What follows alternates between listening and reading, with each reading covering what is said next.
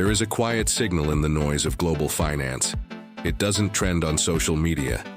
It doesn't appear on CNBC. It doesn't show up in the daily chaos of crypto hype.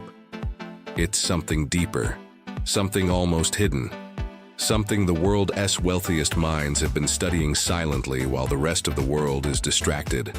Every decade, a technology emerges that only a tiny few truly understand in its early stages. The internet, smartphones, artificial intelligence, Bitcoin, and now in carefully guarded investment memos and private discussions among the ultra-wealthy, another name keeps appearing: Cardano. But why? Why would billionaires, people with access to the best research, the best economists, the best advisors, the best analysts, be quietly accumulating an asset the media calls slow, boring, or too academic? Why would some of the richest individuals on the planet show interest in a blockchain built on research, mathematics, and scientific method? Instead of clout, hype, or trending charts?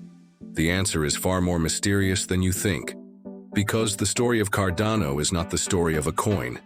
It is the story of a blueprint, a plan, a long-term architecture for something much bigger than cryptocurrency. Billionaires by nature are not gamblers. They are strategists. They don't follow the noise. They follow the patterns underneath the noise. They follow systems. They follow long-term inevitabilities. They follow technologies that can survive collapse, crisis, regulation, globalization, and the unpredictable tides of the world. And when they look at Cardano, they don't see a price chart. They see infrastructure. But to understand this, we must travel back to the origin of Cardano itself. A project built not in a garage, not by a mysterious unknown founder disappearing into the shadows, but by a mathematician obsessed with long-term stability. A man who saw the cracks forming in global financial systems and realized that the world needed something different, something more durable, more transparent, more fair. Charles Hoskinson didn't set out to build a cryptocurrency. He set out to build a global operating system, a system that could support entire nations, a system that could run identity networks, a system that could process millions of transactions, a system that could operate without a central authority, a system that would survive the test of time. And that's exactly the type of system billionaires pay attention to.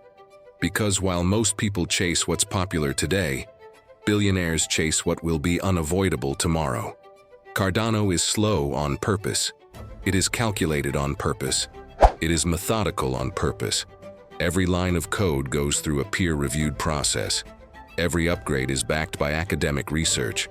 Every improvement is structured through mathematical certainty. This approach frustrates impatient traders, but it fascinates long-term investors. Because when something is built slowly, deliberately, and scientifically, it is built to last. But the real mystery is not how Cardano was built. It's what Cardano was built to solve. Today, more than 1 billion people have no formal identity. 2 billion have no access to banking. Entire governments continue to run on outdated databases and corruptible systems. Supply chains are still vulnerable to fraud, manipulation, and inefficiency. Voting systems across the world are unsecure, unstable, and easily exploited. The world is operating on broken infrastructure, and Cardano was designed to replace it. Imagine a world where every citizen has a secure digital identity, where every government record is immutable, where every vote is verifiable, where every transaction is transparent, where every supply chain can be traced in real time, where corruption becomes mathematically impossible. This is the world Cardano is being built for. And this is exactly why billionaires see it differently. Because infrastructure, true global infrastructure, is the most powerful investment type in history. Roads, railways, telecommunications, electricity, the internet itself. The people who understood these systems early became some of the richest in the world. Cardano is attempting to become the infrastructure of the digital age, a quiet, unassuming, academically built blockchain that is slowly spreading through universities, governments, corporations, and developing nations. A system being adopted not because it's trendy, but because it solves real problems that almost no other blockchain has addressed. This is what most people miss. Cardano isn't trying to win the crypto race. Cardano is trying to win the real-world race. That is why Ethiopia integrated Cardano's identity system for millions of students. That is why more governments are in private talks. That is why development projects across Africa, South America, and Asia have begun integrating the network. That is why universities and scientific institutions are building on it. It's not hype, it's quiet adoption. The kind of adoption billionaires love. Because the loudest technology is rarely the most powerful. But the quietest one often changes the world. There's something else the ultra-wealthy see. Cardano's future ecosystem. The upgrades, the scaling layers, the governance model, the treasury, the sidechains, the interoperability. While the world debates short-term prices, billionaires run simulations, projections, and long-term infrastructure models on Cardano's future architecture. They see a network that, unlike most blockchains, is built to evolve forever. A network that funds itself indefinitely, updates itself without centralized control, and adapts through decentralized governance. Cardano is built like a living organism, constantly improving, constantly growing, constantly decentralizing. Most cryptocurrencies are built like technology. Cardano is built like biology. It grows slowly, but it grows stronger with every cycle. And this slow growth is exactly what scares impatient investors, but attracts billionaires. Because once Cardano's systems are fully online, once its scaling solutions activate, once its global identity framework is integrated, once its institutional tools are deployed, the world will look back and realize that the signs were always there. The research, the partnerships, the scientific papers, the government integrations, the mathematical proofs, the focus on sustainability, the global reach. This is why the story feels mysterious.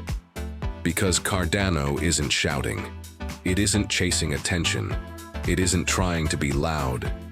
It is being built underground, quietly, methodically, structurally, like the foundation of a city the world hasn't discovered yet.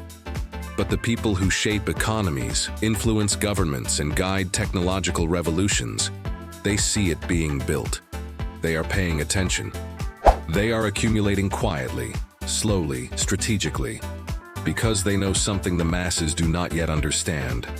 When the next financial evolution arrives, when traditional systems collapse under their own weight, when governments seek transparency, when billions demand financial access, Cardano will be one of the only systems designed for that world.